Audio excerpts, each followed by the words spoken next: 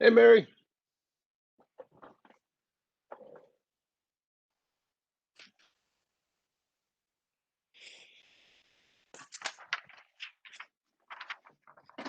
Happy New Year.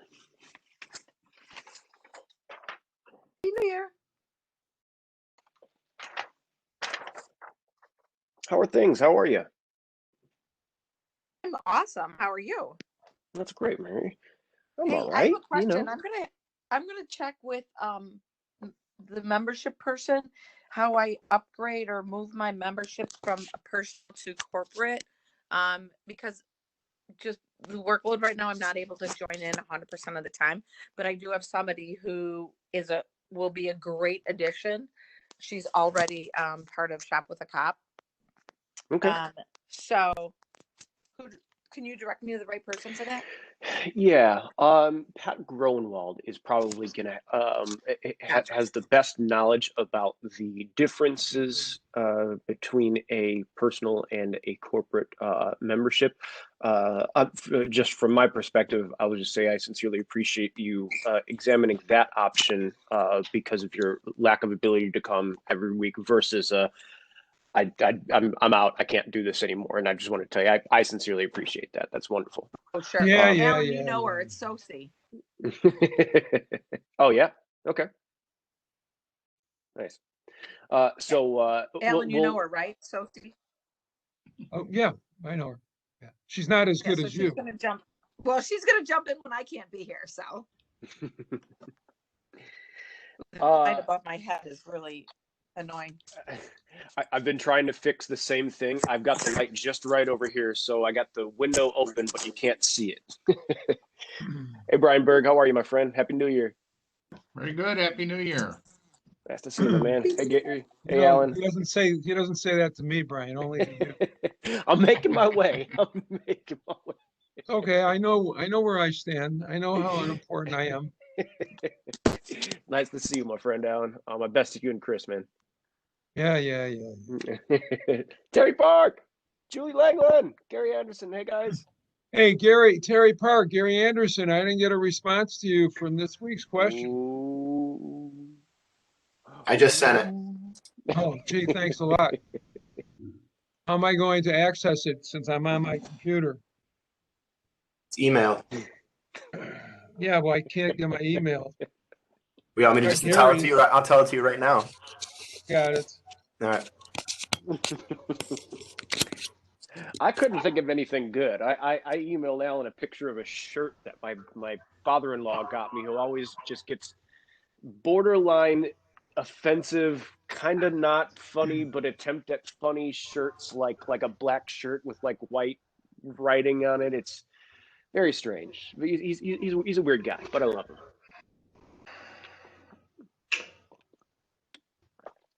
Hey, Glenn. Terry, I didn't get anything from you. I didn't get anything from Glenn. Not. Either. Huh? Nope. Me bad. How about you, Glenn? Didn't get anything from you either. And when I used to do it, nobody ever recognized it. So no more will I be bothered. Yeah. Ooh. We mean no one be recognized. I recognize it every week. I filled out that thing the first 6 weeks, 8 weeks, nothing, zero. It's filthy.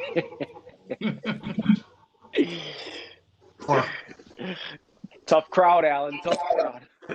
What a way to start off a new year. Yeah. You'd be lucky to get my fines anymore. Oh, I'll have to send the sergeant at arms after you, Glenn. See, that's me. Yeah, I know, but you would never say no to you. But what I'll do is I'll send Joyce after you. Well, you could do that. Glenn's a much better sergeant at arms than the one at the Senate and the House. We'll just say that. Yes. Hi, Daryl. Yeah, that guy disappeared. Yeah. Hey, Roger, nice to see you, man.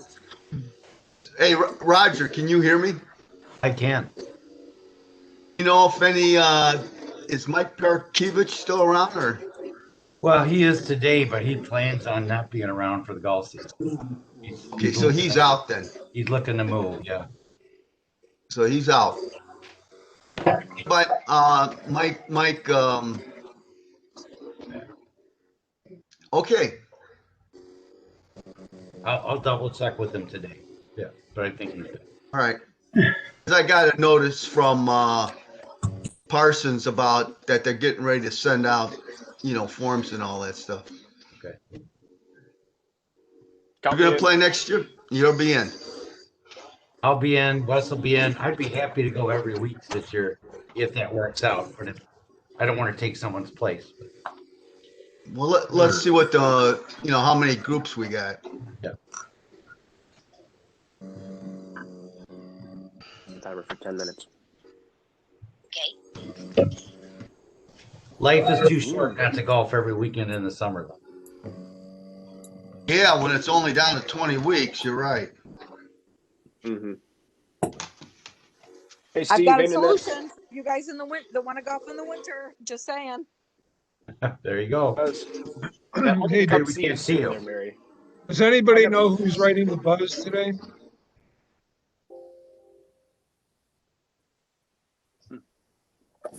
It's, 'Cause I see it should, None I that. see no, it's not me. It's not me. It should be Bruce. Roger, it's not you either? Oh, third. It should be Bruce. It's Bruce's week. Okay. Hey, so Brian, are you down in Florida? You're on Can't mute. hear you. Brian, I had to mute you because I heard some feedback and it sounds like someone's mowing the lawn outside of Daryl's place. Okay. I got my virtual background working. I don't know how you got feedback. Actually, it's 71 degrees. It's 74 in my office. Florida, Terry? Are you down in Florida? I heard that you bought a place down in Naples. It's a nice place, Naples. It is. We're enjoying it. I don't know if I can take this over and make it make sense, but it is 80 degrees in my house right now. Do you see this? This is what Oh. it's at. 80 degrees. My wife would go crazy if it was 80 degrees. And you know what? I don't have the heat on. Turn the heat on the entire winter. It's just the temperature of my building. Wow. Did you try again? It's messed up. So do you get some of the heat from the restaurant next door? Entire building is heated via hot water, and I'm on the second floor, and through one of my walls is the main tree for the entire building going.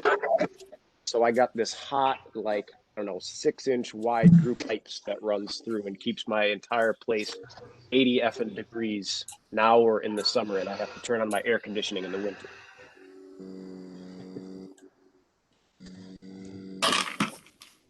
That's It's only 58 in Arizona. So is that What's the temperature in Arizona there, Daryl? Right now it's 58, but it's supposed to be 72. Yeah.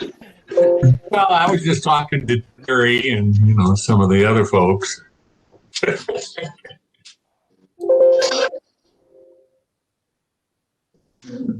Hey, Christy, Richie. Hey, Dad. Hey, Bob Fleischer. Hey, Don Miner. Tom. And Jack, nice to see you guys. Yep. George got great looking facial hair, so he did shave. That must mean we're doing good with sponsors, George. Well, I never said I couldn't alter it a little. He's doing an outstanding job. George, good job. so I see we have the best looking Crockett on the screen. Oh, she just left. Oh, there she left. There she left. Oh, no. There they are, the Crockeye. Hello, Lisa and Don.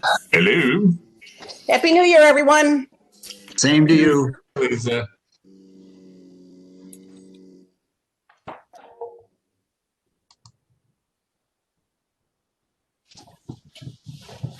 Nanette, I'm wondering what a sooter fee is. Is that something for sweeping my chimney or something like that? Yeah. I fixed it.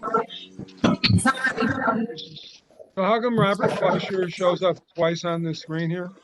But no picture, just his name twice? Yeah, so it looks like Bob is signed in maybe in the same defense there.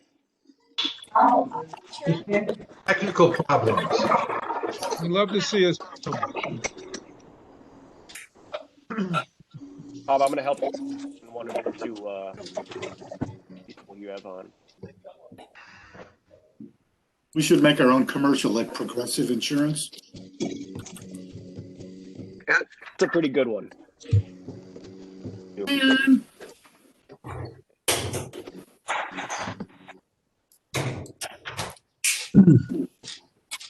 Something that always told near and dear, Wes, your father is always eating. That's right. Jealous. Like a garbage disposal. Look how thin he is. Yeah, right? Man's got the metabolism of like a teenager. It's incredible. When I was a teenager, I worked at Men's Warehouse, and I would routinely for lunch get a Portillo's big beef and 2 large fries, and I would eat it no problem. I cannot even imagine doing such a thing right now. Anyway. Okay, wonder how you got a job at Men's Warehouse.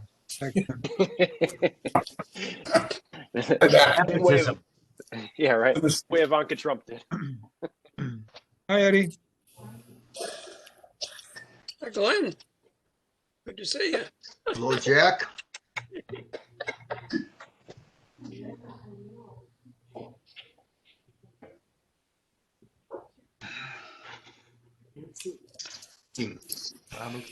Barry, you're so quiet up there. I know, I'm always quiet. I know. As am I.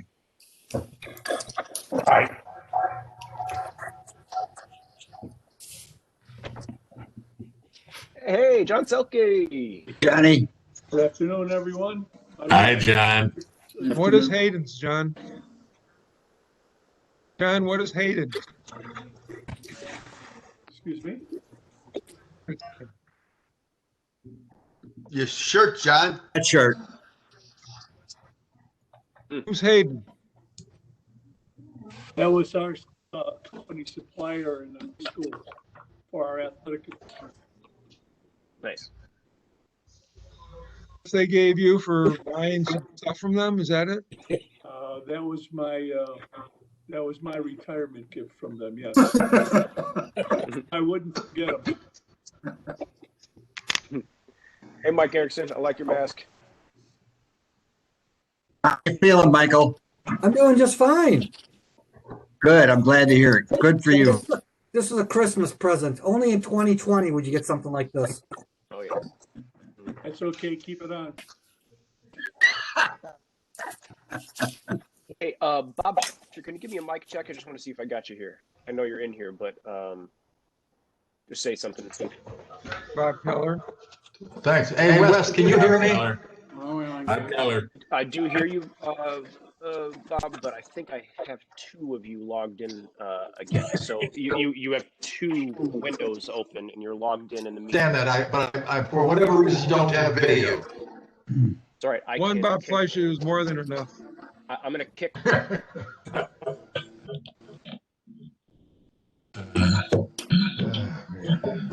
I'm doing it, Bob. I'm kicking one of them out.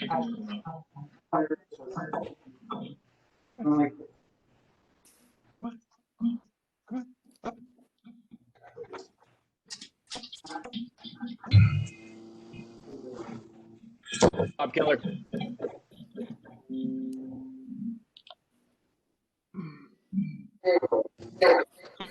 Coco wanted to say hi to everybody. Hi.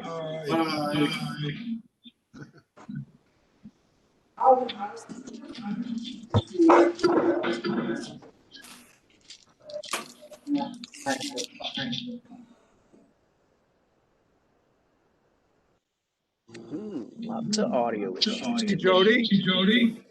Now, if you use your windows behind you, we can see you better. If you put shades down. Well, maybe I don't want you to see me better. New Year's Eve, was that hard? What was that? So New Year's with Eve, was that hard on you? Bill Landwehr, how's the leg? Okay, I'm good. Hey, Alan Gabe, when you're a Green Bay Packer fan, you don't have to put shades down and be in the dark. Oh, we'll know. There you go, John. We'll know more about that on Sunday, won't we? What do you need to know?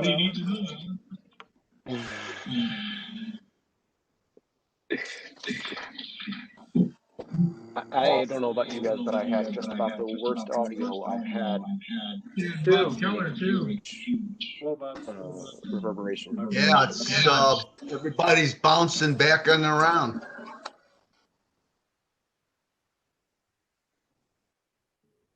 It's like Brian Berg wants to be on the beach. Hey, Bill. I would Landwehr, love to be on the beach. Bill Landwehr, would you just tell us something about your brother? It's actually my brother and sister-in-law both passed. They went out for dinner at a friend's house. They live in Tucson, Arizona, in an assisted living place. They went out for dinner on Thanksgiving with two other couples, and at this point, they're all dead. Died of COVID. Is it COVID related? Yep.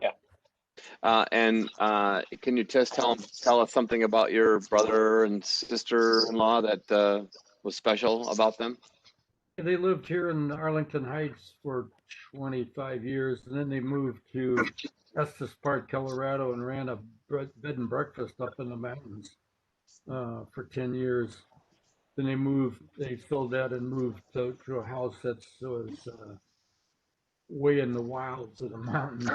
It's like 18 miles from Estes Park and 4 miles down a dirt road, and they liked it. The Bears were their closest friends. Brother worked for AT&T for 30 years and took early retirement. And that's how I got into the bed and breakfast business. And they were steady churchgoers and really nice people. We were in contact with them all the time. We were out there January last year to help them move to their new location. And then we talked to them virtually every week, at least once. So they're going to be missed. How old was he when he passed? My brother was 82 and my sister-in-law was 80. This club feels for you, Bill. You and me. I'm sorry, Bill. Very sorry to hear that, Bill. The time is now 12:15. A little bit later than that. I'm going to throw everyone on mute just because we've got a lot of audio feedback. So I'll just ask everyone today to stay as disciplined as you can with the audio and only unmute yourself if you intend to yell at me or Alan or it's going to be Alan. We all know it's going to be Alan. So the time is 12:17 now. I'm going to call this meeting to order. It is Friday, January 8th, 2021. This is the 25th meeting of our year this year. Today we're going to have Mr. Rick Harnish talking to us about the High Speed Rail Alliance, and we actually might have another special guest in our meeting today as well. I don't want to say anything yet. We'll see if this guest shows up, but we're going to start the way that we always do. And I'll ask, Nanette, would you mind unmuting yourself and leading us in the Pledge of Allegiance? Of course.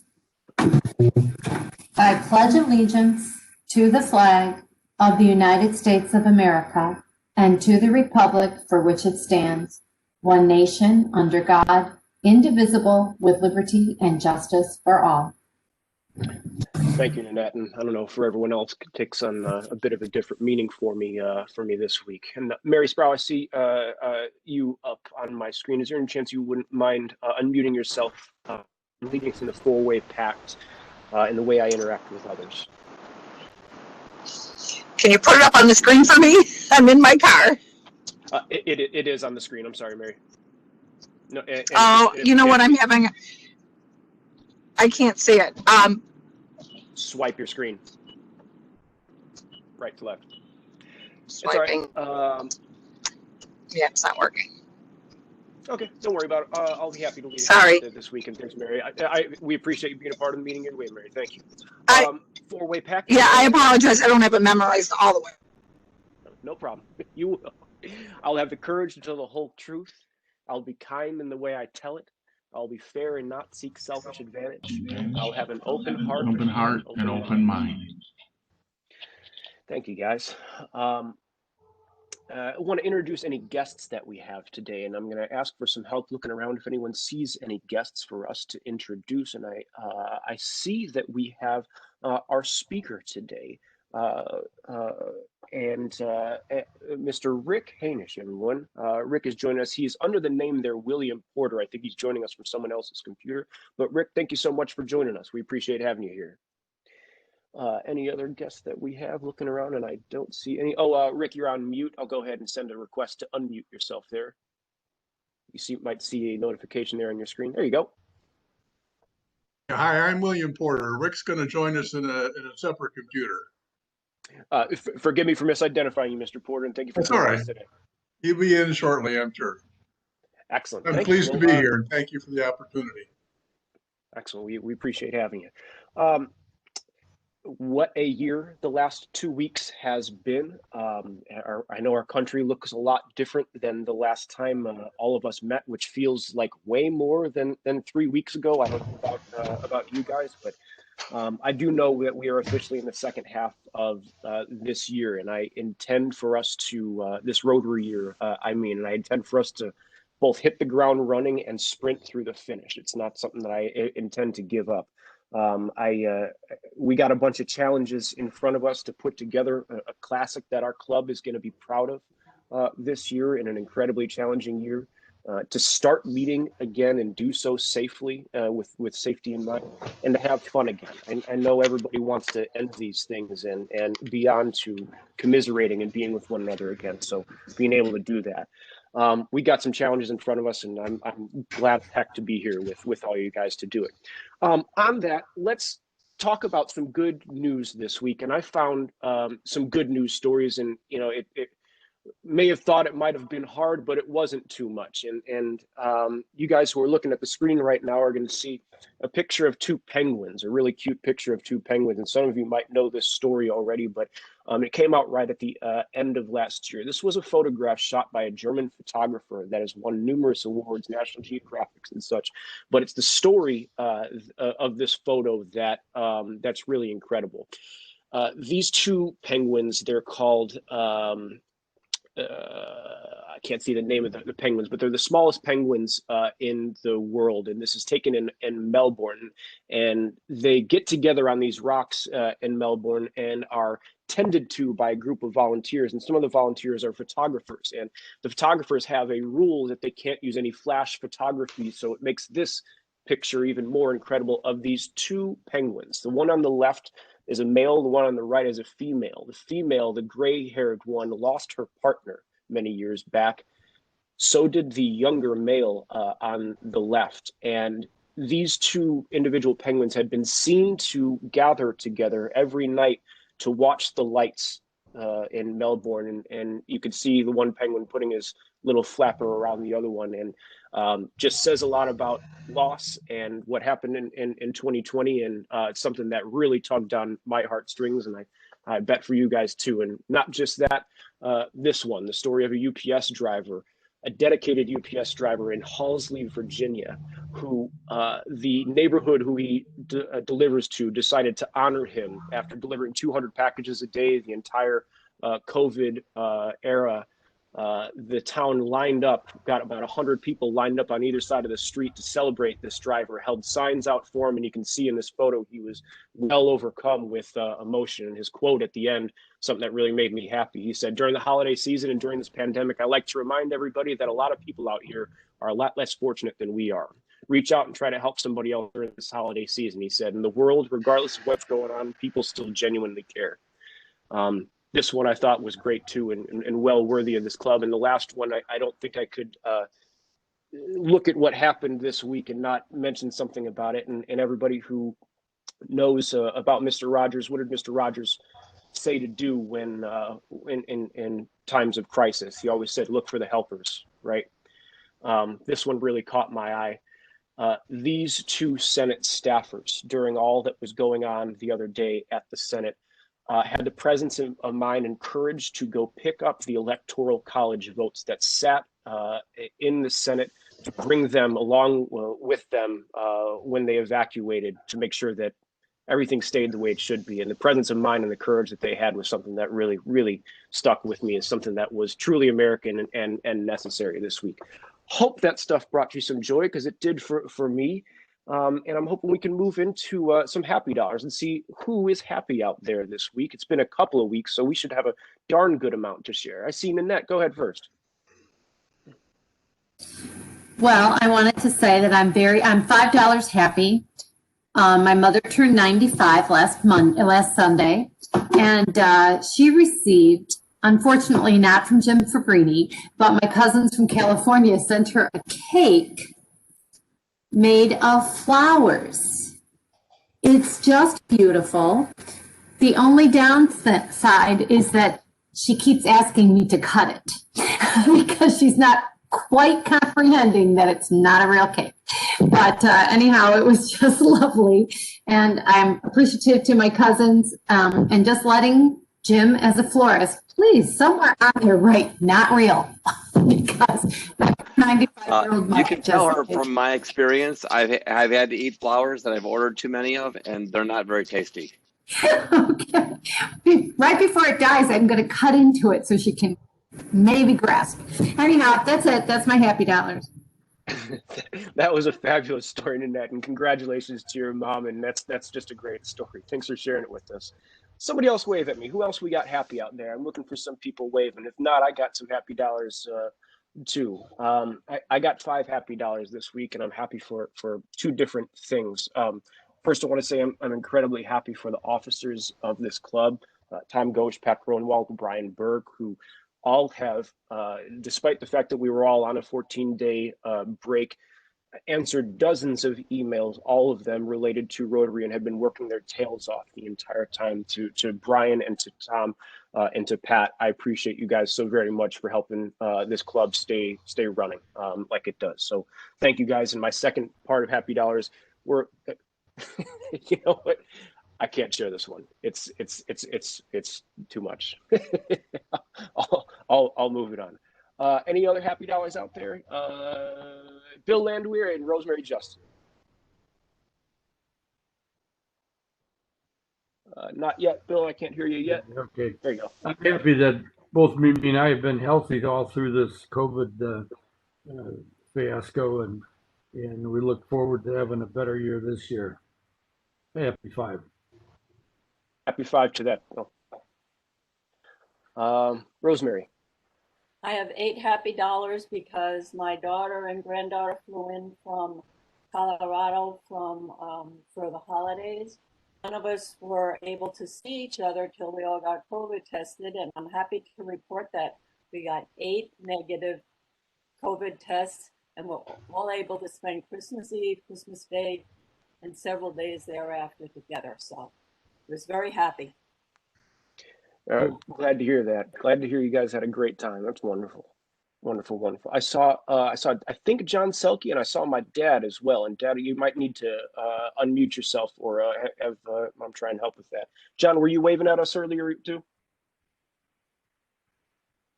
Go ahead and unmute yourself, my friend.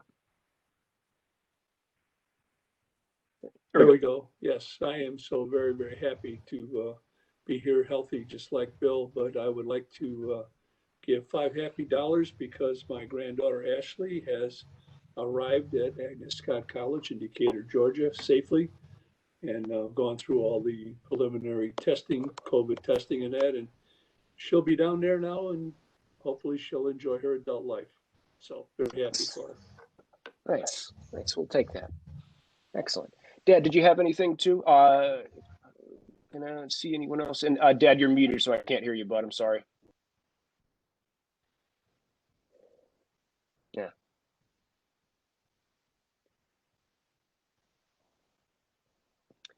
Thanks, Pops. I think we need it today, and I think we're a mature audience. So I'll go ahead and share the second part of my happy dollars because it's a funny happy dollars. My very best friend, Dan Bies, is a tech sergeant in the Air Force. He was the best man at my wedding, and he is right now serving his country honorably. He is a teacher in tech school down in Wichita Falls, Texas. I promise I'm going somewhere with this. Over the holidays, all of his students get to go home and see their families on leave, and they come back from leave, and they're students, and they don't know that awaiting them coming back from their vacation is a urine screening, a drug test. And as part of the military, somebody has to pull a temporary job duty of being a urinalysis observer, making sure the sample comes from the right person. And so Dan pulled this temporary duty and has a line outside of his door right now of people, and very much as we speak is probably observing things that we all wish not to. So I got 5 happy dollars for my friend Dan, who I laughed at him and told him I would give such happy dollars for him. Today. Alan, you had that job, didn't you? Alan, Gabe, weren't you a urinalyst? Something like that, yeah, right. He tried out for it, I think. It was a distance test. It was the second time he pulled this duty, and I told him he must have done such a great job last time. So congratulations to Staff Sergeant Dan Bies on his new temporary duty. Let's go ahead and move it on to some club business. Nobody should piss him off, right? Sorry, I had to get that. Exactly. Looking around to see if there is any club business or announcements today, and I do not have any. There was a couple different things to talk about, which we've already addressed as a club. And looking around, is anybody furiously shaking their hands at me?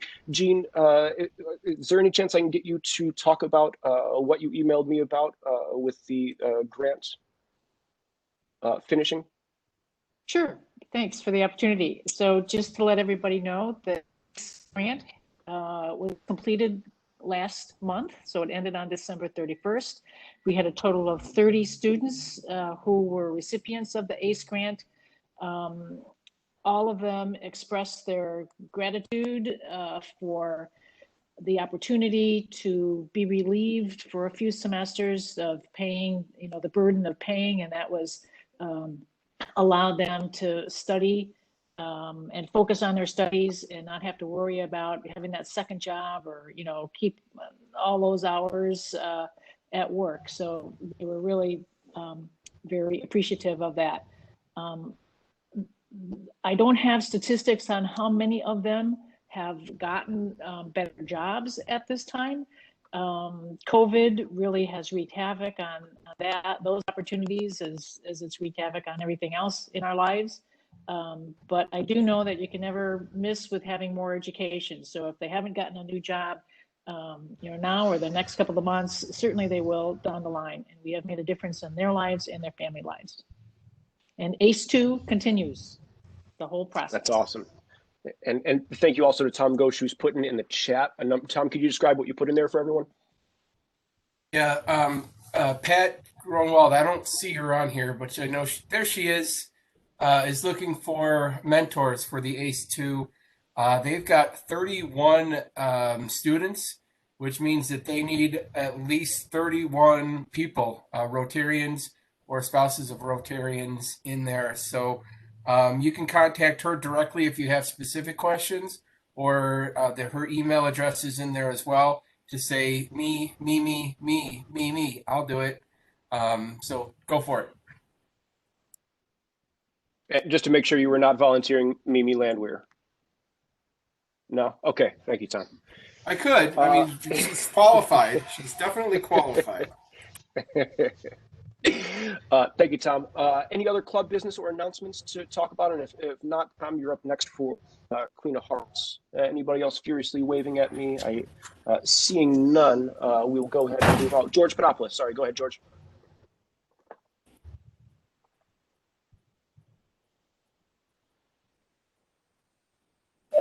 Okay. All right. So the Classic is coming up, as we all know, March 13th, and we're working hard.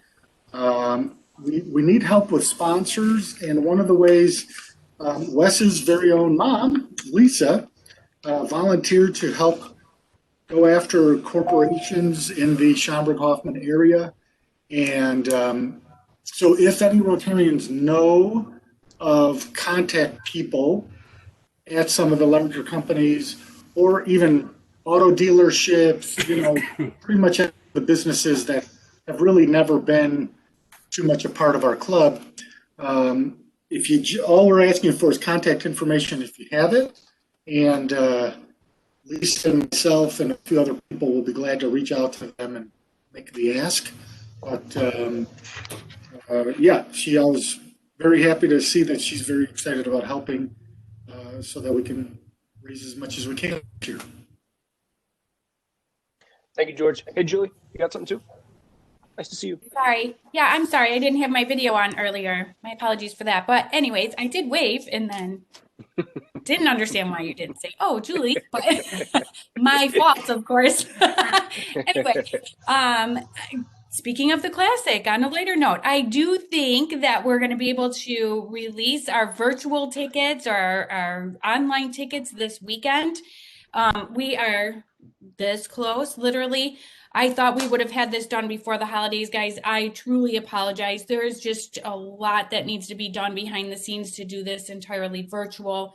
But boy, are we close, and I'm so excited about what's going on, and I'm super excited about the night of because we have some really cool things that we're going to be doing. So stay tuned for tickets to start popping out to you this weekend, and it's going to be a great event. I promise you that. And again, we do need to rely on you so heavily to help and support us. And you're going to be getting those phone calls really soon as well. And we're going to start doing some meetings outside of these club meetings and not on a day that is involved, not on a Friday. So we're going to try and do them outside of Fridays so that we can give everybody a little bit of a break and we, don't have to spend 3 or 4 hours in front of our screens talking about Rotary. So look forward to doing that as well. Thank you. And we'll have some printed tickets to offer to people who need printed tickets. Yeah, that's awesome. And Julie, I don't know if you could see, but Tom had the website up. It was showing that to everyone, which looks, guys, tremendous, just tremendous. This is wonderful. So the website is basically from our website, so you can go to Schaumburg Hoffman Rotary and get it directly. There's a spot that says Rotary Classic in the corner. And we've got what the ticket looks like. We've got a sponsor scroll, which only currently has one. And hopefully he'll get fined later today for advertising. And just some more information. And then to buy tickets, this is the official Better Unite site where people can donate and do all that stuff online. There's also a video that shows what we do and how we do it and things like that. So if it's okay with you, Wes, I was going to get to the most exciting part of the meeting, the thing you've been waiting for this whole time. And there's a few of you that have just let it roll, man. You've been doing it weekly, and for the last 2 weeks, you've just let it roll. You've got thousands of opportunities in here. Look at this picker wheel. Look at this wheel. And not only that, you've got 19 different people that have an opportunity to win today. And of course, we still have the thing right here, raring and ready to go. So is everybody ready? Whee! Here goes the spin. Oh my God, I'm getting dizzy. I'm getting vertigo. Oh, look at that! Mary Jo Shepherd. Woo, man.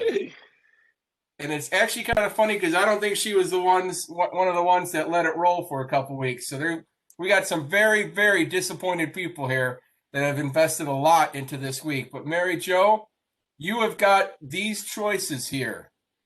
I believe I saw you on. Are you around? What number do you want, Mary Jo? You have to unmute yourself. There you go. Let me go with 7. Is there a 7? Let's go with 7. There is a 7. There is a 7. And I think I got a good way to get this open really quick so that we don't have to do all that. The hammer and chisel is ready to go. Oh, look at it. It's coming. Oh. Let's see. Oh, we've got a jack of clubs. A jack of clubs. Wow. I want to start so that you can see it. There's a jack of clubs. So that means that we do not have a winner today, but we've got some new people that are doing this every week. They're automatically doing it. It's automatically happening. They don't have to do anything about it. And I'm going to put the link in there. And if you get it in by 10 o'clock on Friday, no later than 10. 10:01 doesn't work because I'm on a very busy schedule. I'm very, very busy. I'm all over the place. I'm moving and shaking. Actually, 10 o'clock, maybe 10:01 won't be so bad. But right around that time, please make sure you get it in. If you do get in after 10 o'clock, then it rolls to the next week.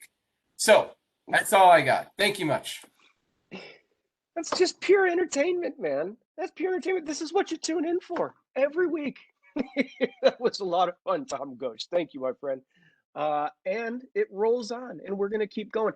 I also, just for everyone's notice and edification, I found a way that we can also, let's say you're somebody who knows that you're going to get fined by Alan $5 every week, and you just want to prepay it and get it over with and set it just like you've done with our Queen of Hearts, which we already have $75 signed up for every single week among about 7 Rotarians. It's pretty wonderful. So if you'd like to do that, Tom, I'm going to alter the link and I'll give you a new one next week where people will be able to check out and set your happy dollars and or fines to just occur weekly if you so choose. With that, and speaking of fines, we have a very fine master who's with us today with his of course Michigan State flag up in the background. Everyone, Mr. Alan Gay. Well, thank you, Mr. President. Thank you. I appreciate it. You notice that Jack Lucas was applauding the most because he saw my Michigan State flag. Thank you, Jack. So Bob Keller, you get a pass today because you're wearing the same Rotary attire that I am wearing, I see. If anybody else is wearing the same Rotary attire as I am, you get a pass today, as are the rules. I was a little disappointed. I wasn't born when they made that sweater, Alan. That's not right. Wes, that's $5. So automatically. But your father was born and your uncle was born, and they were members of the club when this sweater came out. So Don, that's $2 for not giving your son a sweater, and Jim, that'd be $2 for you for not giving a sweater to your nephew.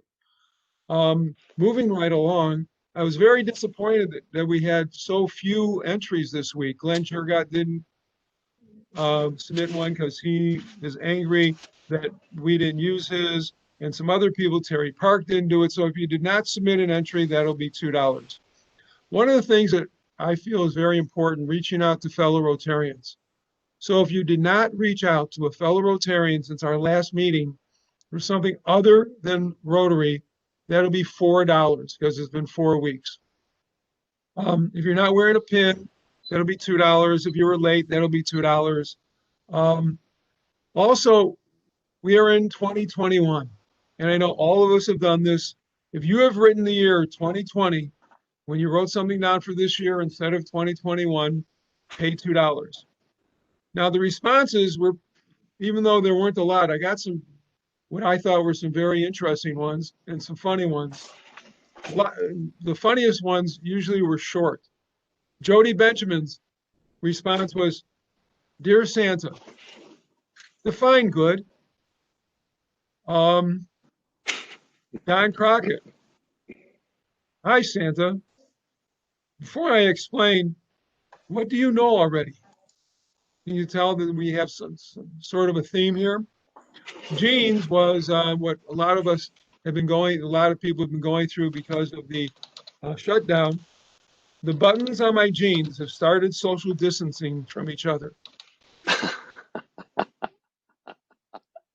And of course, we all know Jean is still a 6, right? Size 6, Jean, right? She was a size 6 when she started. She was a size 6 when she was president. She's a size 6 today. And the one I personally thought, and this is just me, was the best response I received was from past president, cigar smoking, tall Steve Lamb, whose response was, Christmas has been canceled. Unfortunately, you told Santa that you've been good. He died laughing. So That's pretty good, Steve. so I like that. So moving right along, if you are at our meeting today for some reason wearing a tie, I mean, you're trying to make the rest of us look bad, that'll be $2. If you relate, Bill Kelly, if you were anywhere around, that'll be $5 for advertising. And if he's not around, someone tell him. Bruce, are you doing the buzz? Okay, put that in the buzz, please, that he owes $5 for it. If you own real estate in Florida or Arizona, you're rubbing it in. We're going through this dreary, cold weather. So if you own real estate in either of those two states, please pay $2. Except, of course, Bob Keller, he doesn't have to pay anything. If you did not go out, if you did not celebrate New Year's one way or the other, did not make it to midnight, just bring in the new year, that'll be $2. No excuses. You were tired, it was late, you had nothing to do, so that'll be $2. And frankly, Wes, that's all I have today. As I said, I wanted to start off the new year in a fun, happy way. So I'm giving everybody a break. And of course, if you have not been fined yet by me, let's start off the new year with everybody contributing $3 if you have not been fined. Stay safe and healthy. And Wes, it's back to you. Thank you, Alan. It really felt like you took it easy on us today. I mean, the break was clear and much different than it typically is. Thank you for that. Wes, So, I had one more thing, Wes. I'm sorry. Please, it's appreciated, Tom. Go ahead. We got a couple minutes to kill here. Our guest is not here yet, so. Sure, I could talk slowly. Anyway, the scholarships are updated on the website for 2021. We actually had an inquiry quicker than we got them updated, so that's both good and bad. But so all the scholarships are updated with the right dates, and if Roger and Jim want to start getting that out to the schools, I'm sure a lot of this will be in need. So if there's any questions on that, we are good to go. Excellent. And I'm sorry, we'll have to have the scholarship luncheon to the end of April. So I'll talk to Brian about that. Mr. President, if I may, a couple of things about the answers this week. Roger Smith sent a response along with somebody else that I cannot share in mixed company. So those of you who sent those type of responses, I think you should contribute $2. And Vince is trying to, I don't understand Vince's response about something that was cute or funny or his was leave the gun, take the cannoli. I think he's profiling. So that's all I have. And Jeff Miller, I was very disappointed. Wait a minute. You usually come through with something good. I didn't hear anything from you this time. If Vince is going to explain this cannoli thing, I'd really like to hear it. From The Godfather. That's a line from The Godfather when one of the guys was giving instructions about doing a hit, and he said, "Leave the gun and take the cannoli." That's directly from The Godfather. So interpret it for me. What does that mean? I know I was going to go back and watch the movie and see if I could explain that better, but I have not had the chance to go back and watch the movie. But it's from the original. It's from the original Godfather, not one of the remakes. It was from the original Godfather. So I think, though, Vince, something uplifting and happy and something to bring us all joy is talking about a hit. So, but the line was pretty funny, don't you think? Leave the gun and bring the cannoli. That's a pretty. If it's funny got line. context, but I still don't know the context. Well, we're gonna have to go back and watch the movie. I don't remember exactly, but I remember the line.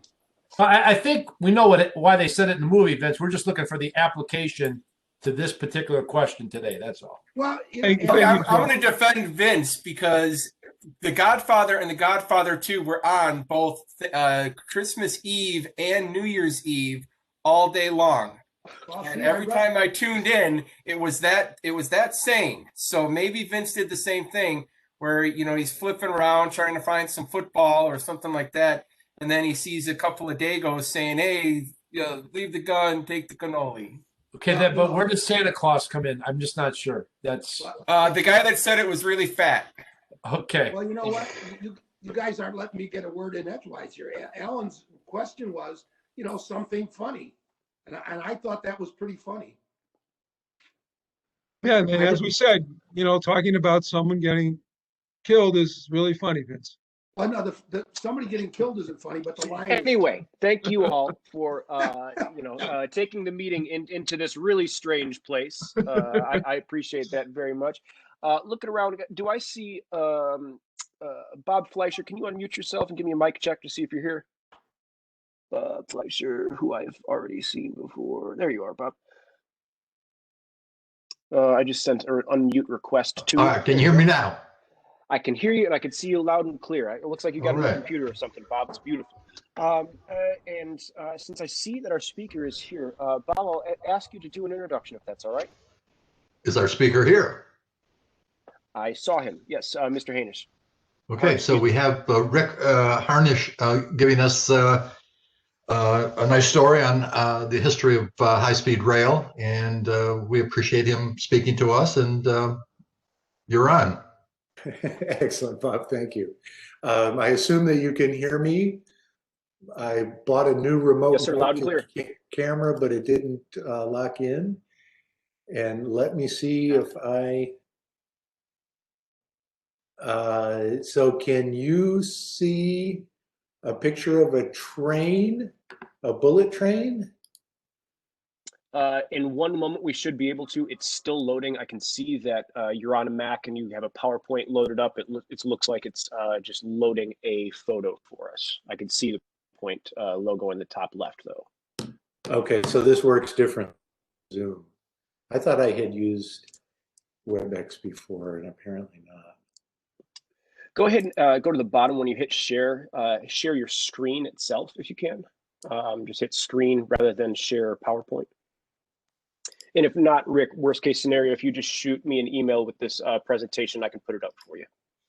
Okay, I'll try this again. Share screen. There we go. Okay, so now, if I just pull it up.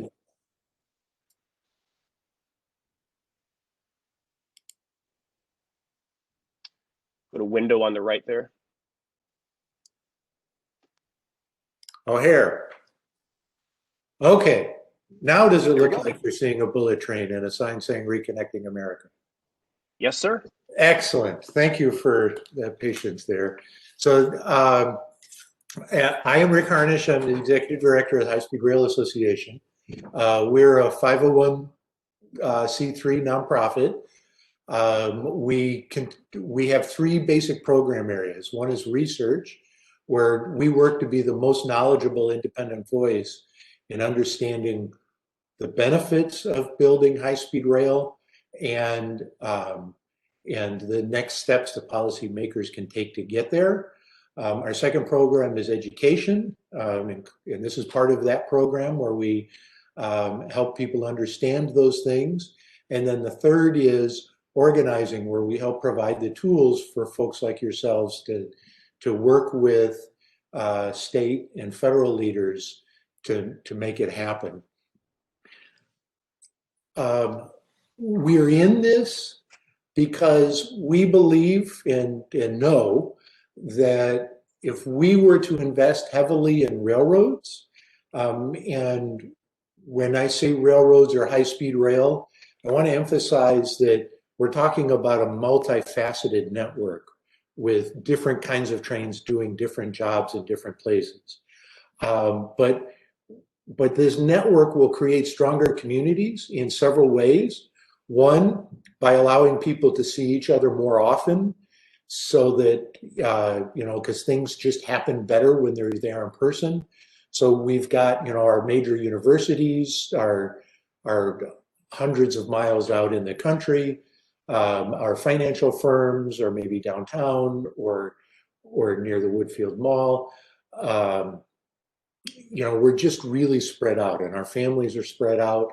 If we were able to see each other more often, because you could be more productive, because you could travel on your own time and use your time and do it less expensive, we'll bring those communities together.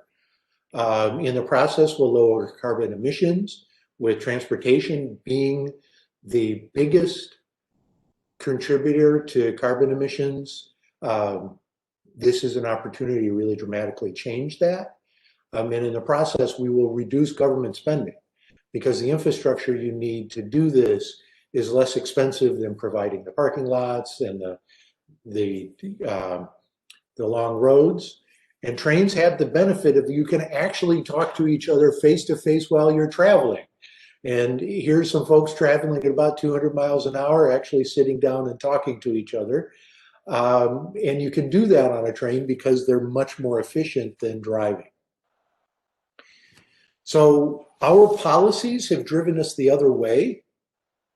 We have focused almost entirely on driving, and I will add a little bit of air, but it's probably in the 10% market share. Even for trips for 2,000 miles, it's typically more driving than flying.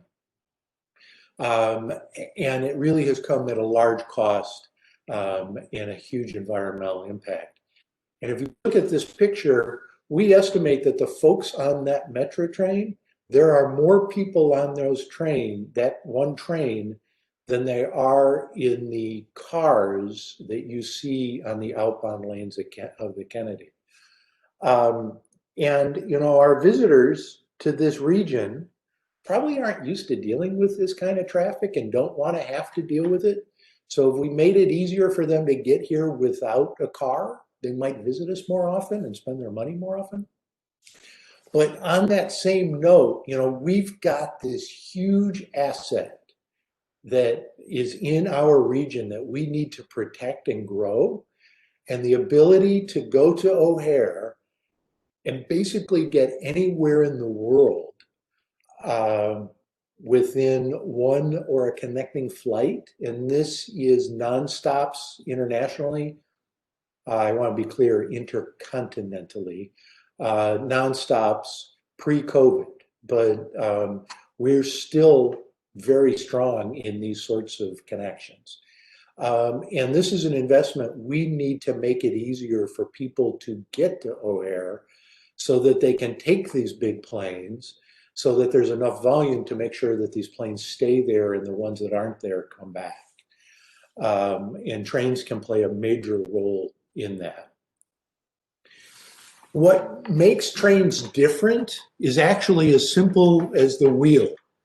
So with a train, the road is made out of steel and the wheel is made out of steel. And that means that there's a lot less friction, and which means a lot less energy consumption. So with a single engine, you can pull a lot more freight. And because it's self-guiding, you can have much longer vehicles. So, a typical airplane like a 737, now they're at 175 seats. A small Amtrak train in the Midwest has 200 seats. Big high-speed trains in Asia have 1,200 seats. A single train can hold the equivalent of 280 to 300 truckloads. So it really makes a huge difference in the places where you can haul that kind of volume. I said, when we talk about high-speed rail, we think of it as a network of interconnected things. And railroads are really flexible in that they're like Legos, where, you get a Lego set and there's many, many different ways you can assemble those Legos to make different things. And railroads are like that. But for this discussion, I'm going to narrow these pieces down to two categories. And one is high-speed lines, which are 125 miles an hour or more in this country. We don't really have any of these yet. And in order to do this, you need to have 0 highway grade crossings, so no potential for somebody to drive their car in front of the train. And you see here on this line between Bologna and Milan, when they built the new high-speed line alongside the autostrada, or we would call a toll road, they just extended the bridge out in order to build the right-of-way for this new railroad, right? So it has lower impacts in this case on surrounding communities. But you need electrification in order, because dragging that heavy diesel engine around makes it difficult to go fast. You should fence it to keep people off and animals off the tracks. The tracks need to be very rigid. And that means that really heavy freight trains need to be someplace else. And slower commuter trains like metro trains need to be someplace else. And in this example, they're just out of the shot here. It's about a 20-minute walk away through those cornfields to where the old line is that carries the freight and the commuter trains. So if we were to do this in this region, it would probably look something like this. And this is a base study we did early in the previous decade, 2011, to kind of understand what would happen if we did this. So we imagined that there would be a station at O'Hare, but Chicago to St. Paul would be 2 hours and 40 minutes. Chicago to St. Louis would be 2, Chicago to Detroit 2, Chicago to Cincinnati 2. But more importantly, or just as importantly, you know, today there's maybe 10 flights between Chicago and St. Paul. There's a couple of flights to Champaign, which is this station here, you know, a couple of flights a day to Springfield. With this scenario, you would have at least 16 a day. So staying with the O'Hare theme, think if somebody's trying to decide whether to fly to New York, drive to New York, you know, go out of St. Louis or go out of O'Hare. If there's 16 trains a day that'll get them from Springfield to O'Hare, they're much more likely to do that than if they have to drive to O'Hare. But this is perfectly reasonable. Paris has already built this. Spain has already built this. Turkey has built something like this. Today, China has already connected basically everything east of Kansas City together with high-speed rail. And they're continuing to expand their network, filling in some of their gaps. So this is not science fiction. This is happening all around the world. On that Chicago to St. Paul example for a downtown to downtown trip, you end up being faster than flying. If you were to, it would probably be similar from O'Hare. But the key thing is that green is the time that you can have your laptop open, the time you can get up to go to the restroom. It's a much smaller green slot on the airplane, and there's none of that on the car. And this is a mix of things here. Over on the left is executive class service, which they have in Italy. That's one of the few places where they have that. On a trip of about that distance, Chicago to St. Paul, it would be $165 for that. On the other end there is economy, which still has a lot more room than economy service on an airplane. It actually has tables at some seats. For a week out, it's $185, which is basically what you're paying on that kind of trip for Amtrak today. It's substantially less than if you charged your car trip at the IRS rates to your company to travel. And again, another shot of what it's like on some trains to go 200 miles an hour. In Europe, high-speed trains typically have a cafe car. And this is one going between Marseille and Paris. And we are going 200 miles an hour when I took this picture. and what you can't see is the guy behind there's two guys behind the guy with his hand in his pocket that are working on a laptop. So it's really a much more flexible travel experience than what you have with the other modes. And it ends up being a dramatic reduction in carbon emissions. So for that trip, an independent organization that in Europe, you can go into this system and put in an origin and destination pair, and they will give you this comparison. So this is Marseille to Paris. It's 500 miles. They do the trip in 3 hours and 10 minutes. That's Chicago to Memphis or Chicago to Pittsburgh in 3 hours and 10 minutes. And then lastly, it's substantially less expensive to build. So one railroad track is about equal to 10 highway lanes in capacity.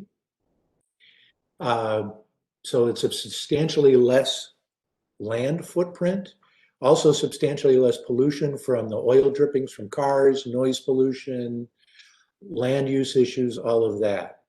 But it's dramatically less expensive. So today, the state of Washington simultaneously is studying Portland, Seattle to Vancouver, two competing options. One, building, or perhaps they'll do both, but one is to build a new high-speed line with 250-mile-an-hour trains. They estimate that that'll cost about $42 billion, or adding 2 lanes, one in each direction to I-5 for that distance, and they estimate that at $108 billion. There's also a discussion about expanding SeaTac, which if they can connect this to the airport, you might be able to do that with trains instead.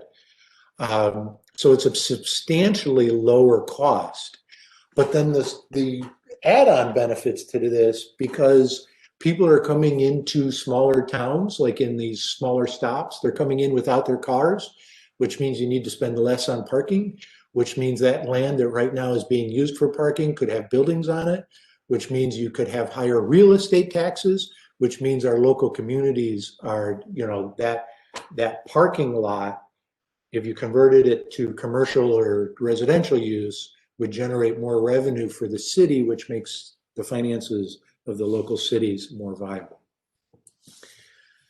So that's kind of between big cities with stop at small cities on the way. We also need feeders that go to a lot more places. And that can be done with shared use lines where you're sharing tracks with freight trains. On the Amtrak network today, that's not working very well. And that's because basically we haven't built the track to do it right. But between Aurora and, Aurora and Chicago, there's 95 trains a day, passenger trains, and incredibly frequent freight trains, and they work very well together. On the line that has stops in Schaumburg and Itasca, not quite as intense, but it works well. You can do it. And that gives you a lot more geographic coverage than just the high-speed lines. And one thing I want to point out is the track doesn't look that much different if you don't know what to look for. The difference is that it's more flexible to endure the beating that freight trains give to track that the passenger trains don't. And kind of on this, you can add different pieces together in different ways. On the left-hand side, there is the South Shore line that goes to South Bend, which is optimized for passengers as opposed to freight, but has freight on it and has electrification, right? So you can do a lot of different things with this system. And if you piece them all together, it looks something like this, where you've got high-speed lines making the connections between major cities. Perhaps within the major urban areas, you do a combination of commuter rail and high-speed rail. You've got these shared use lines feeding into it at different points, not necessarily at cities. So maybe a high-speed train comes along on the high-speed line, goes on the shared use line and comes back. Bus lines filling in some gaps and stops at major airport stations. And this is how it all comes together, but you really need states to start thinking this way, and it has to be at the state level in order to make this planning work. And then you need to take it beyond the state level to the federal level to make the regional network work. But if we were to do this with high-speed lines on that core trunk that we talked about, core network, plus a lot of feeder lines and bus lines and things, you would basically put 30 million people. This region is 30 million people away from downtown Chicago. You add about 30 minutes to a connection from Chicago to O'Hare, 3.5 hours, you've got a lot of people with easy access to the O'Hare region. So this is already in process in one place in this country, and that's California. And it's a pretty complex thing that they're doing, and it's difficult to tell that story. It's easy to tell the story about them learning, learning from their mistakes as they go. If you're looking at a flat map, you can't understand why they're doing their first segment where they are. But if you look at the big picture of the state, it starts to make a lot more sense. So these colored lines are phases that they're planning for their high-speed network. So 125 miles an hour or above. Starting from the north to the south, right now they're converting the line that today looks a lot like Metra. They're converting that to an electrified, a European system that will be able to share trains, share commuter trains with high-speed trains. That's under construction today. They're doing design work and environmental clearance to get through the mountains. That is almost completed. They're doing initial design work up here. Down at this end, they're near completing the design and environmental clearance you need to start construction down to Los Angeles. This is a later phase. This piece here is very interesting. There's a private company, and all of the investment to get this process started was actually done by the casinos in Las Vegas. But they have already got all their environmental clearances. They have their economic regulatory clearances. They've started pre-construction work with starting to understand the geology of the route that they're taking. They went to the bond market about a month ago to actually finance this with private activity bonds. They had a very tight deadline to do it. They had to do it by December or lose that opportunity. They came close to getting an acceptable interest rate, but didn't quite get there. And they're working on a backup plan right now. But that's really close. And then they've actually announced, since I've done this map, they prefer to go down to Cajon Pass and rebuild the commuter line to come into Los Angeles this way. But the construction is happening today between Madera and a point outside Bakersfield. And I won't bore you with the details of why it's that, but it basically has to do with what was cleared environmentally and what money was available at the time that they started construction. But they've got all of their environmental approvals to go Merced to Bakersfield, and there is money available to do that construction. There just needs to be a confirmation vote from the California legislature in order to actually start construction of new train station in Merced, a new high-speed station in Bakersfield, and electrified high-speed rail in between. And again, looking at this, to us, we would say, why Merced to Bakersfield? Why does that make sense, right? And you have to understand not only where the mountains are, which are on this map, but also understand their existing public transit network. So this is their existing network. They have one line that's an Amtrak line called the Capital Corridor that's in blue. They have a San Joaquin Corridor Amtrak service that actually goes down to Bakersfield, and a Surfliner service. And on these three lines, they've been steadily improving them since about 1990. In California in 1990, it was really hard to take a train, but they have built commuter rail from scratch in the LA Basin, and they've done these Amtrak services. And all of these green lines are connecting buses that, so if you get on a train in Stockton, you can easily change to a bus in Bakersfield and go to Las Vegas. And everything is timed and it's one ticket, right? So when this new high-speed line replaces the Amtrak service, it'll go from 6 trains a day to 12 trains a day. This service goes to 12 trains a day. These buses go to 12 buses a day. So not only does this improve this service here, all of these other things get improved as well at the same time.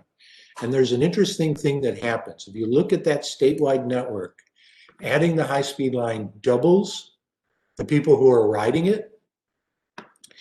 It more than doubles the revenue that's generated.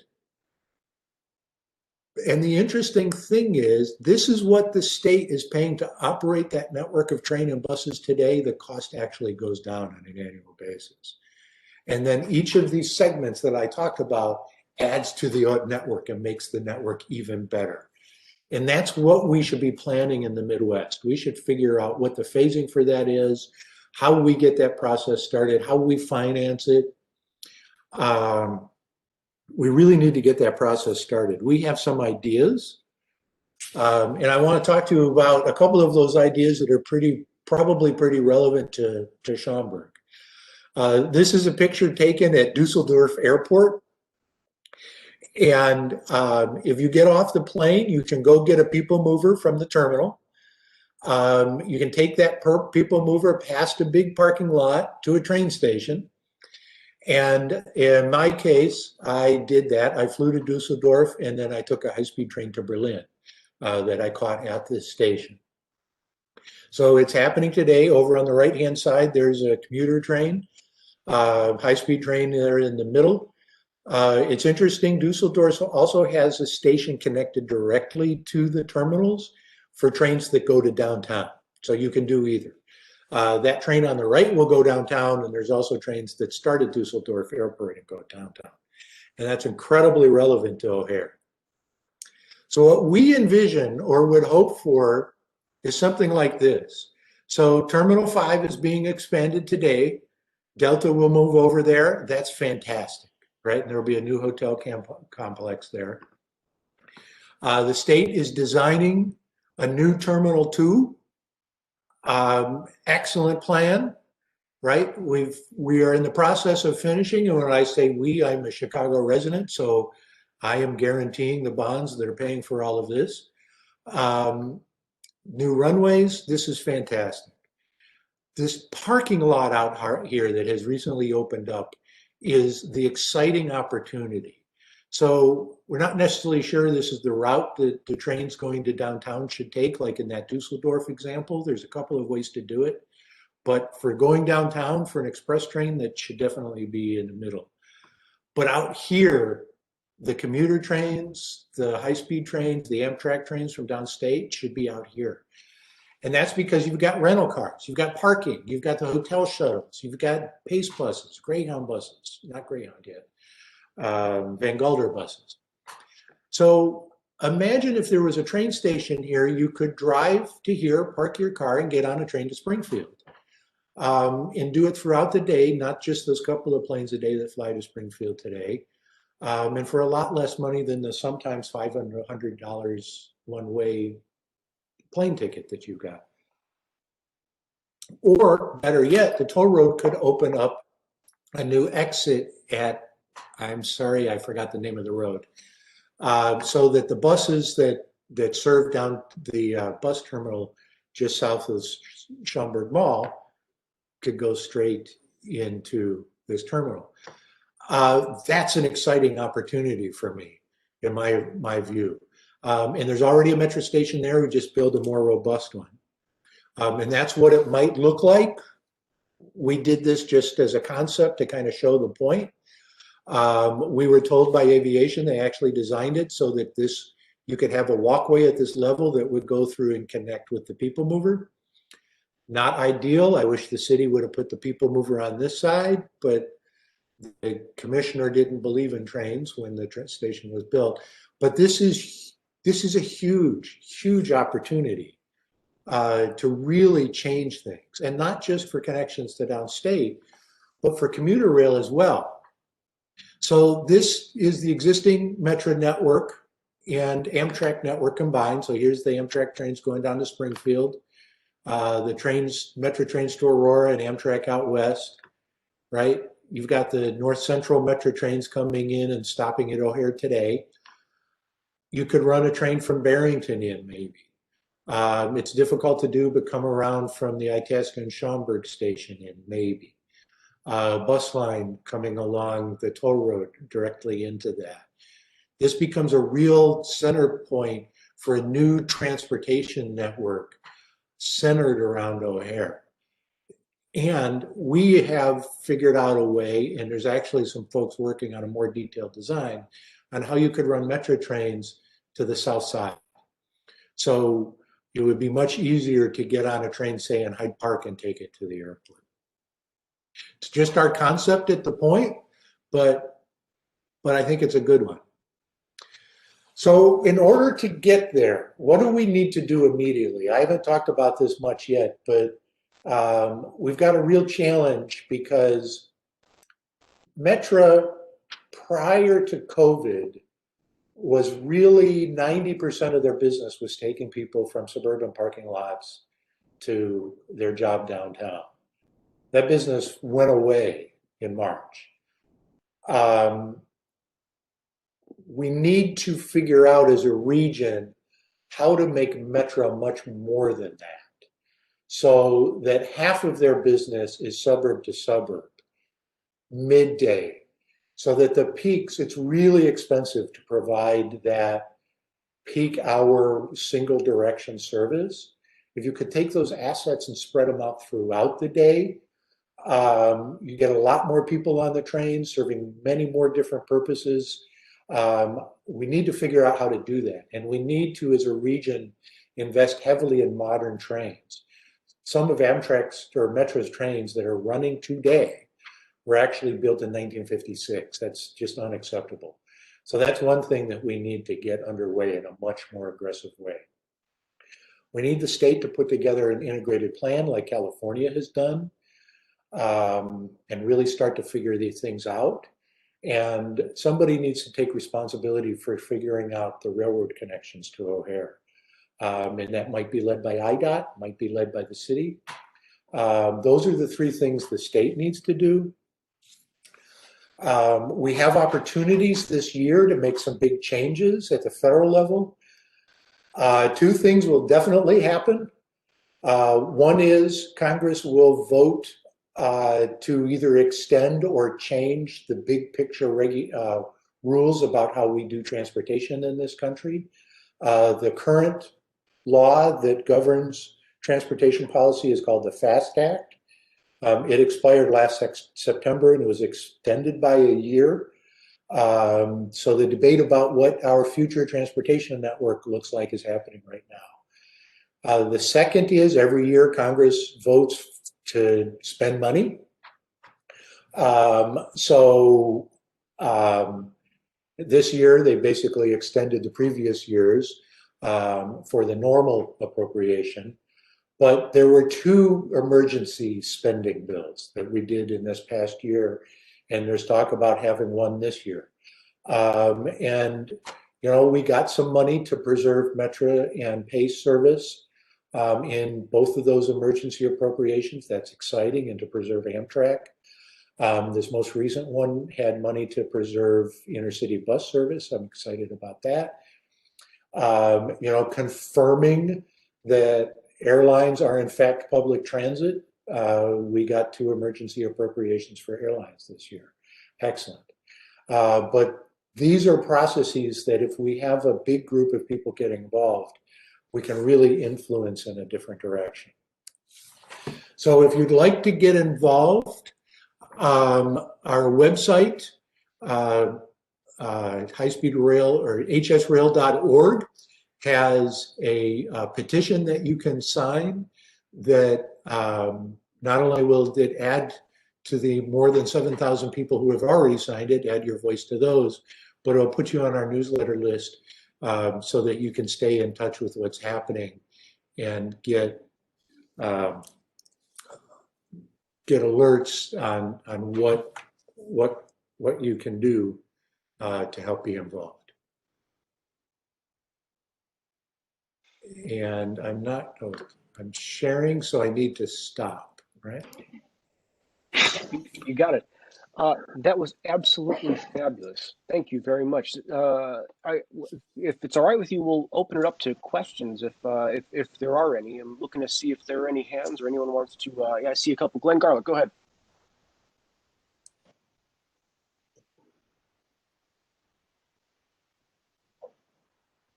Great presentation. Thank you very much for presenting in front of our club. I do have a couple questions. I'm going to put the California experience on the side because everything I've read about it is they're tremendously overextended. It's over budget. But let's just stay with the state of Illinois. Who would own the tracks? Because currently there are 3 major rail companies that own the tracks. Metra is just their customer. So who would actually own the tracks? Canadian Pacific, Union Pacific, who would own them? So, so Metra does own some of its tracks. There are several routes that it owns, and in fact, the Milwaukee Road District trains are Metra owned, though the tracks are controlled by CP. It could be the Toll Highway Authority. It could be a separate entity created specifically for that purpose. It could be Metra. Technically, it could be one of the existing railroads. I wouldn't imagine that. So that's one of the things that the state would need to decide. And then the follow-up, who would pay for it? So it would be a mix. So, you know, over the last 10 to 15 years, we have put a lot, billions and billions and billions into the highway fund at the federal level. So, you know, we created this fantasy in the 50s that was never true, that gas taxes would pay entirely for highways. That was never true, and it has been less and less true every year since. So certainly there's a public role, but also if you get enough passengers on the train, the passengers themselves pay for a substantial portion of it.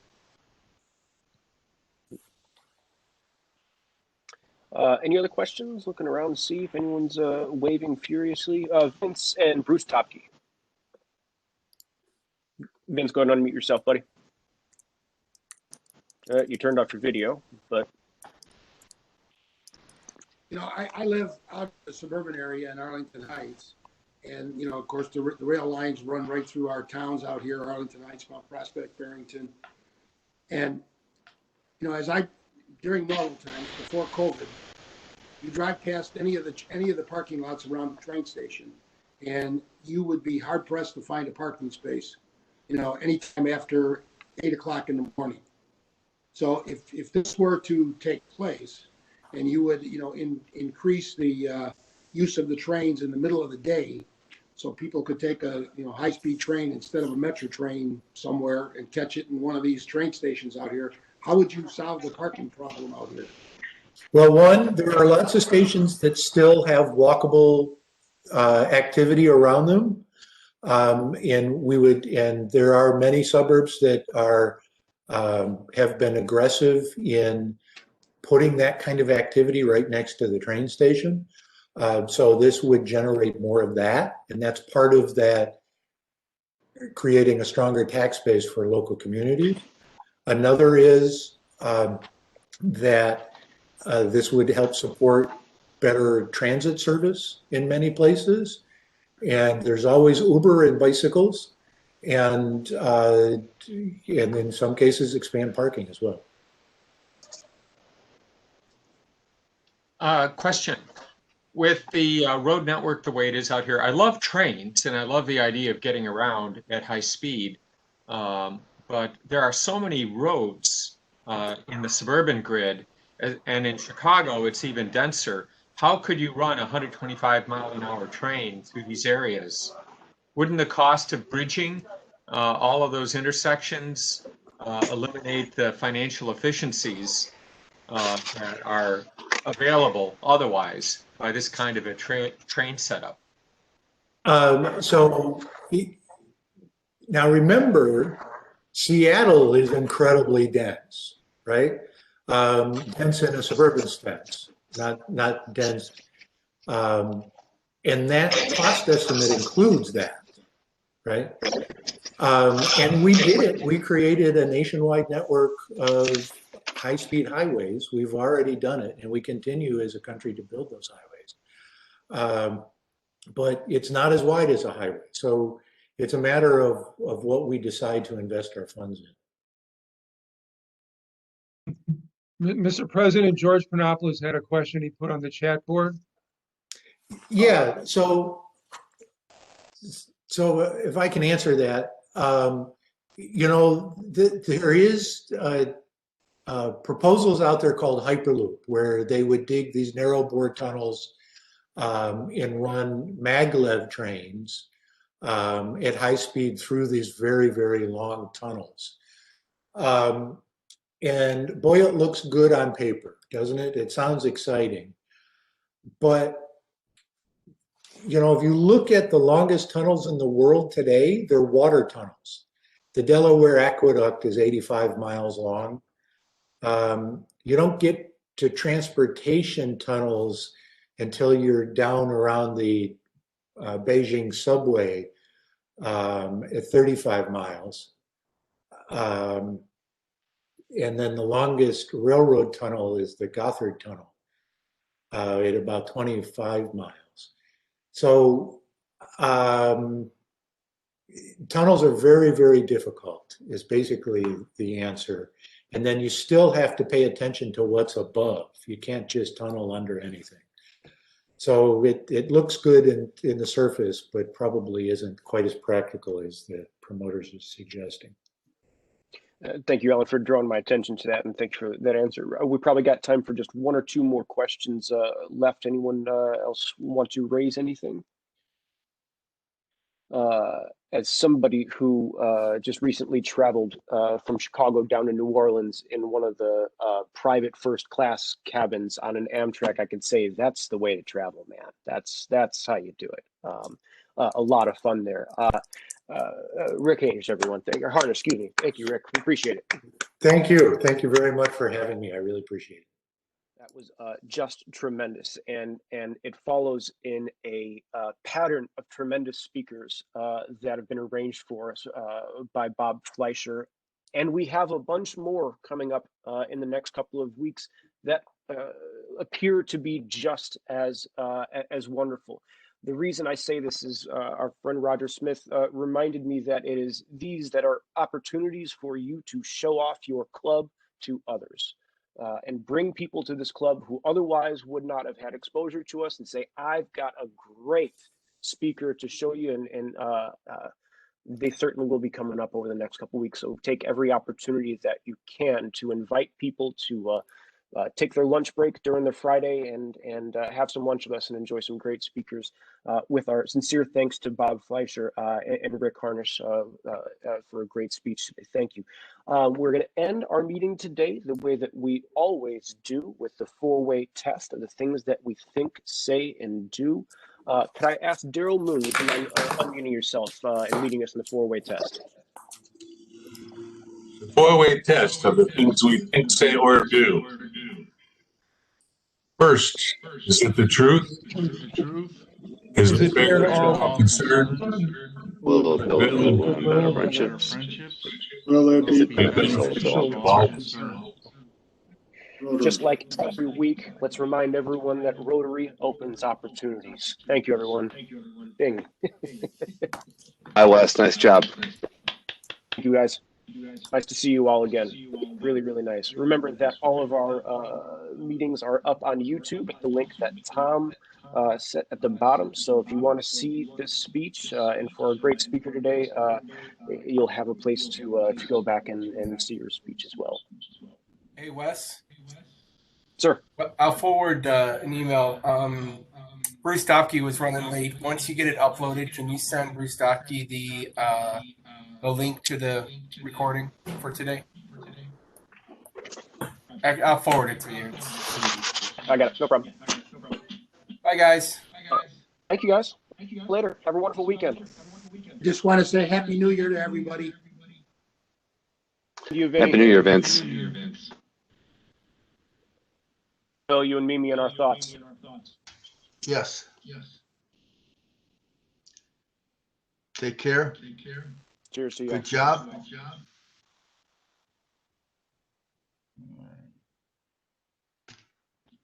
Tell you what I really miss, Glenn, is our after Rotary cigars, and in the last couple of weeks, they would have been a pretty interesting conversations after the Rotary meetings.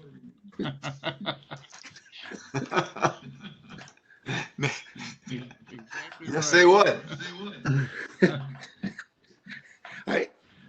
I would, as being the only guy that was on the other side of the aisle, I would have been interested to hear about all the comments that would have been made the last couple of weeks. You're the only guy on the other side of the aisle? Well, I was the only guy out of our small group of Rotarian. Well, maybe not the only guy, but one of the few guys after our small group of people after the meetings that probably did not vote for Trump. So I just wonder how everybody is feeling now about how our president is doing. Well, he's not doing good. Yeah. Don't know if he'll make it to the end. Yeah. Well, I think he'll make it to the end, but brother, it's pretty crazy what happened the other day. That's just unbelievable. All right, guys. Well, have a couple of guys from this area went down there, and I know there was a guy from Roselle and a guy from Inverness. Yeah. I don't know, man. There's one thing to get pissed off in a small group, but not like that. I really don't think that the people that actually were smashing windows and ransacking the Capitol, I don't really believe those were Trump supporters. As much as I mean, I just can't imagine that those are people that really were Trump supporters, but God only knows. Well, those supporters are within a couple of weeks will be gone. I mean, that guy won't have any political power anymore. Yeah, it sure looks like that was his swan song. Yeah, and you know, well, unless they start looking at the fraud in some of these states, you know, they keep on harping on one aspect and they never looked at anything else. I mean, you don't know what if it's true or not. You know, like some of these vote frauds and that. Well, what I think is I don't think there was fraud necessarily. I think what might have what they seem to be objecting to more than anything was that in some states they changed some voting rules at the last minute, like in Pennsylvania with mail-in voting. But I don't know that there really was very much actual fraud, fraudulent votes cast. And I don't even think that they're contending that there was that much fraudulent votes cast. I just think they didn't like some of the ways people voted in various states and allowing the ballots to come in so late. But it's just not possible. possible. Every time they found a group of ballots, they were always for Biden. And when you keep on going to these key states, you know, you didn't have to cheat in California or New York or Chicago, Illinois. Those are Democratic strongholds. But you take the areas where a few thousand votes could matter, and you do your damage there. Like, when some of these people make statements, like last night I heard on Fox, a guy from Arizona who was involved in the government, made a statement that there were 100,000 votes found. And the guy, the announcer goes, now, are you sure? And he says, yeah, I'm sure there was 100,000 votes, and I'll swear to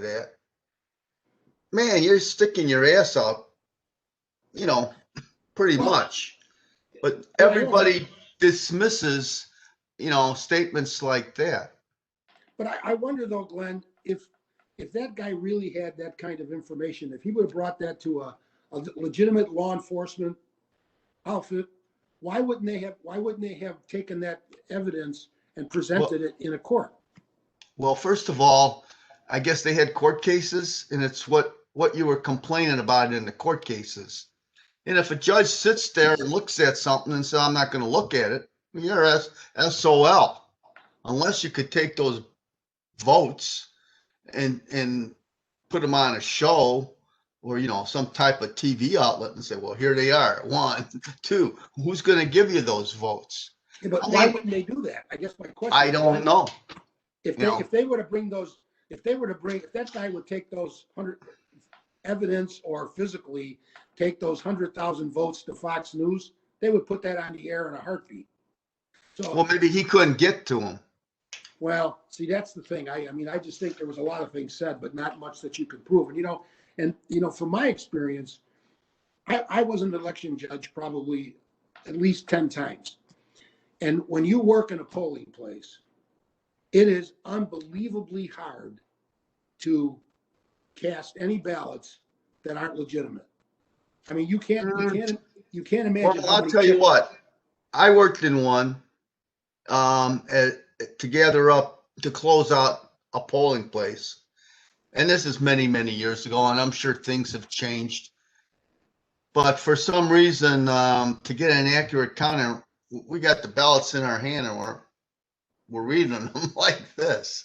Yeah, well, to get the tallies, of election. Now that was the days you used a pencil and you colored in the little box and all that stuff. It was probably easier to cheat than now. But in Illinois, I don't think they were cheating.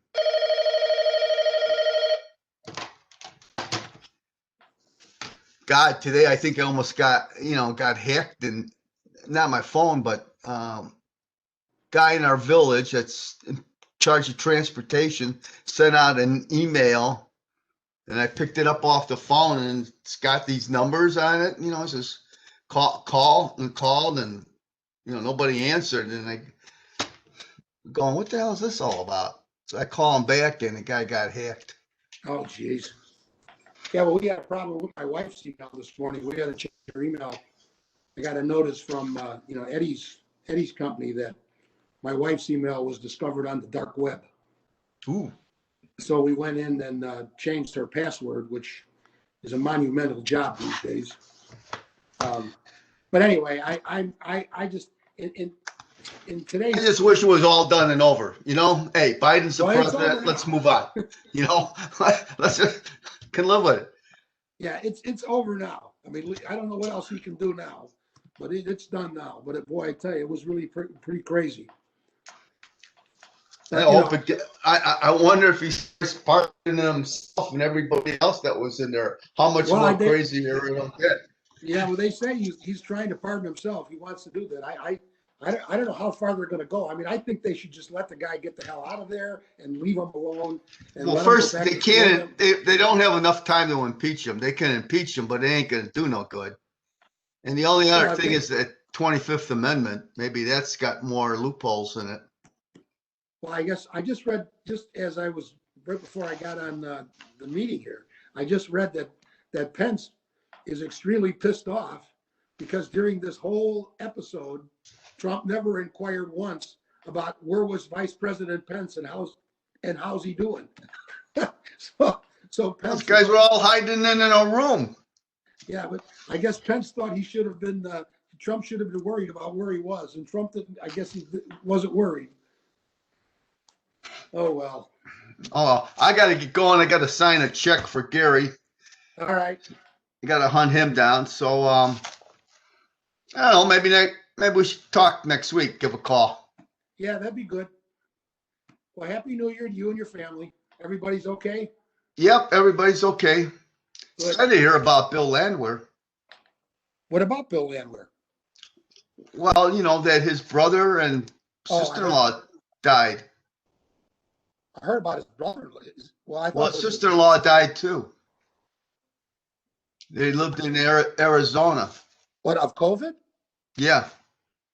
Oh my gosh. I heard his brother died, but I didn't know. I didn't hear that. I got the email about that, but I didn't hear about his sister. Yeah. I don't know. Did you come on late?